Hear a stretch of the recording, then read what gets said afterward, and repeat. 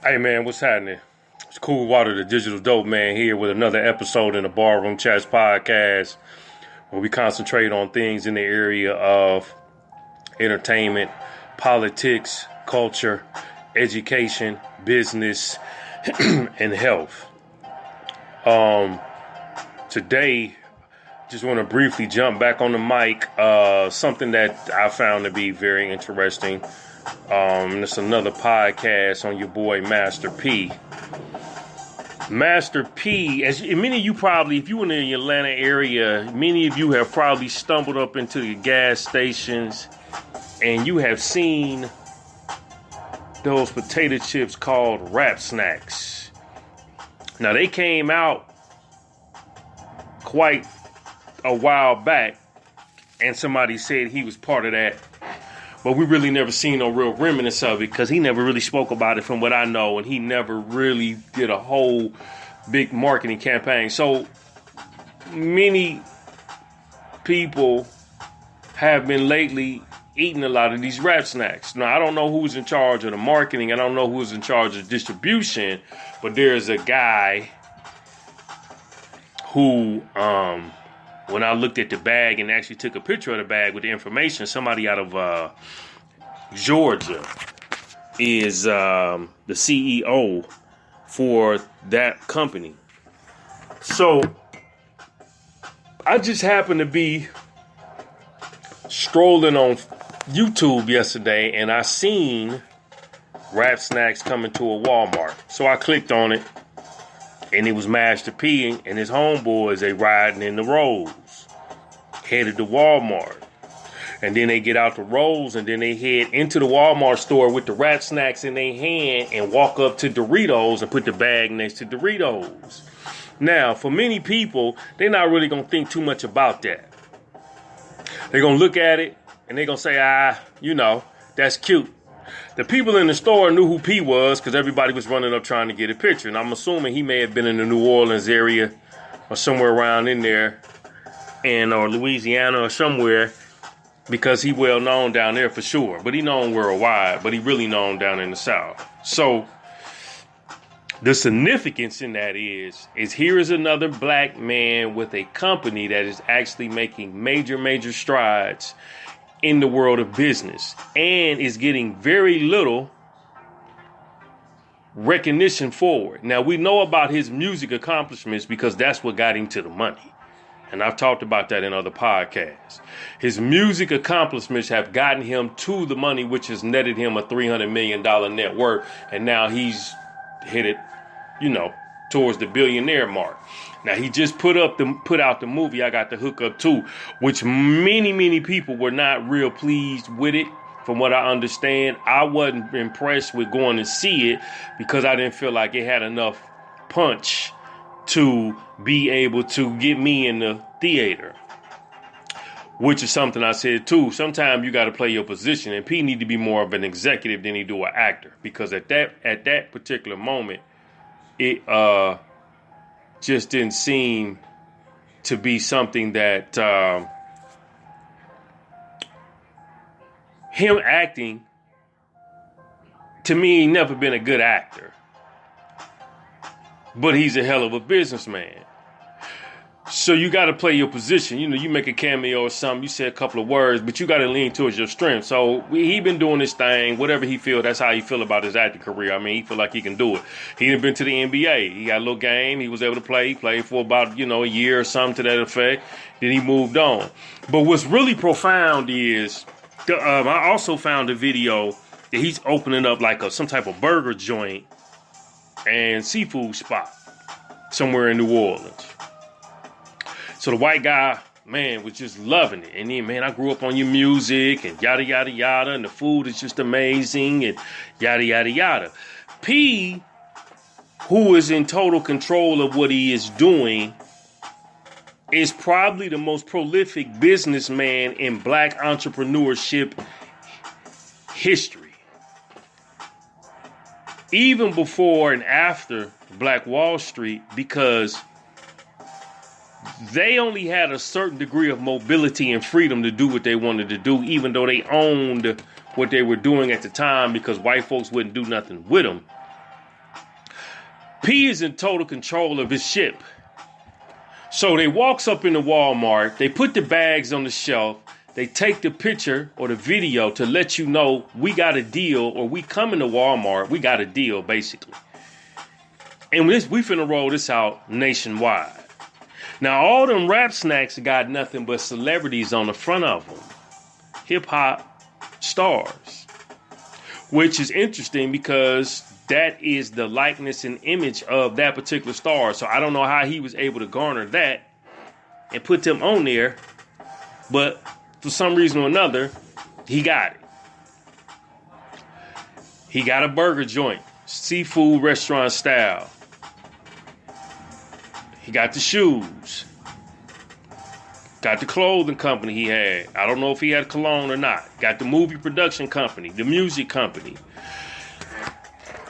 What people don't understand, man, is this dude is really a genius. And like he said before, if I was a white man, I would be celebrated. He would be celebrated in such fashion that it would be almost ridiculous if the white community had a Master P.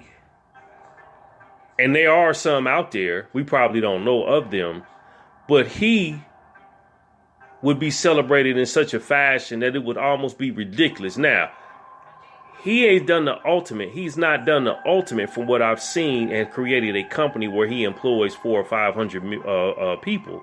He ain't done a Gary Vaynerchuk. Gary got 900.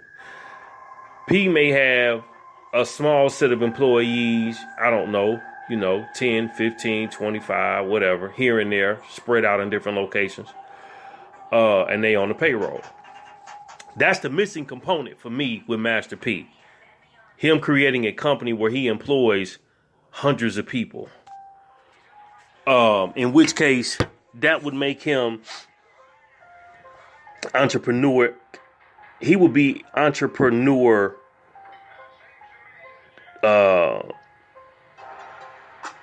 history.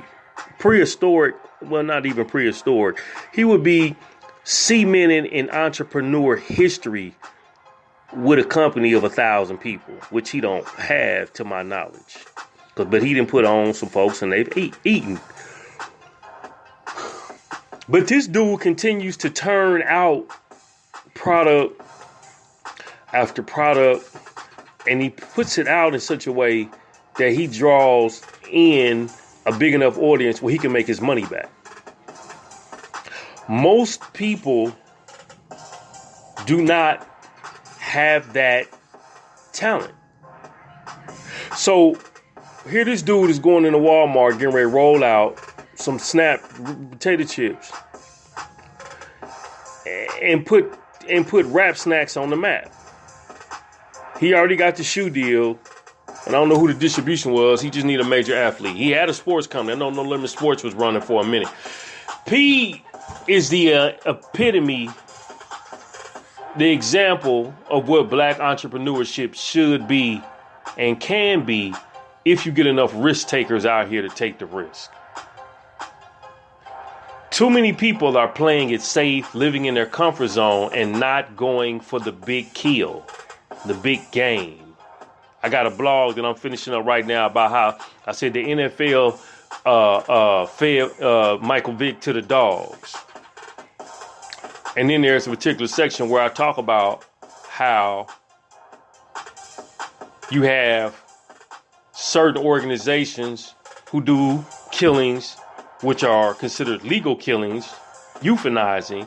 And then you have certain people who will go hunt big game, and that's considered a legal kill, as long as it's mandated by that country or that state. But Vic got the bad end of the deal.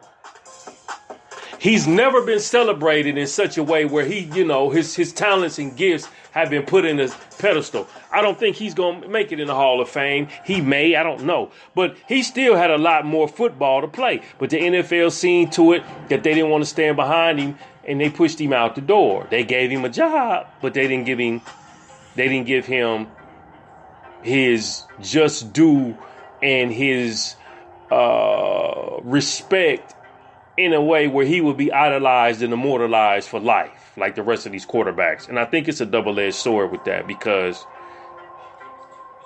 quarterback is a power position. And he was a power player. But needless to say, the killing on one hand is deemed okay, not on the other hand, it's not deemed okay. Entrepreneurship in the black community is not really deemed okay, but in the white community, it's thrived upon and encouraged. And Master P is the epitome. Ice Cube as well. He's the epitome of black entrepreneurship. Started out as a rapper, songwriter, went from that to an actor, went from that to a writer, producer in the movie business, turned around to became a director, turns around and starts a basketball league that is thriving and showing to be promising and very successful at this very moment. You have others, Jay-Z, you have others, but what they don't have that P has is control. P has control of the asset, of the business entity. That's what makes his stuff so. That's what makes him so uniquely different. Cube is in bed with some other people. Master P had a co-ed basketball league too, from what I remember reading. I don't think he got no real play, but he has been, owner of a basketball league as well. Because he actually didn't play in the NBA. Ice Cube ain't never played in the NBA. Ice Cube played in the entertainment league. And he got a little bit of game. But P has been on the floor in the NBA. I mean, you can't buy that type of talent. You either got it or you don't. So this dude is really the cream of the crop about what black entrepreneurship is and should be. He's been blackballed in the music industry, in my personal opinion, because, and I'm speaking from my personal opinion, but they don't play his records. See, if he was continuously getting his records played, his catalog would have been matured and aged in a fashion where it would have grown in value because he still owns it. I.e. Hasbro, who picked up Death Row Records by accidentally buying Entertainment One's catalog, has an asset on the books that's not valued at very much. Their catalog might be worth $8, $9 million, $10 million. P catalog would really still be worth 20, 30, 50, even close to $100 million because he still controls it and he's still active and the company's still active. They still have valuable product. But the music industry, because he went to war with them, blackballed his music from being played on the radio. I very seldom ever hear a Master P record unless it's a Friday night and one of the DJs just happen to slip it in the mix, in which case he will receive royalties from that.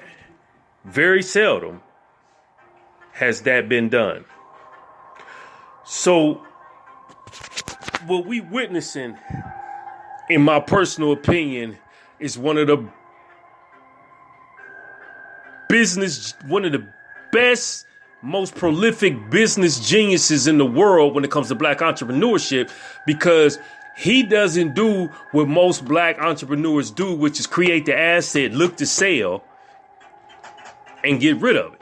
He creates it, holds it, gives it value, and then holds it some more to give it more value, and then makes moves off of it and leverage against it and do whatever he needs to do. You can't really buy that type of game. You have to have a lot of experience to understand it, because the white boys typically, they sell here and there. I mean, you see the Shark Tank, but their net worth is exceedingly high, which allows them to play the monopoly game in a different kind of way. P has an exceedingly high net worth. I don't think he's reached the $500 million mark yet, but he's close to it. And he probably is worth more than that because he actually has the asset. Listen, we're not talking about cash flow and liquidation and all this other stuff and, what you own and, what type of property. he actually has the asset and controlling the asset that's actually working. So, not to be too long-winded, man,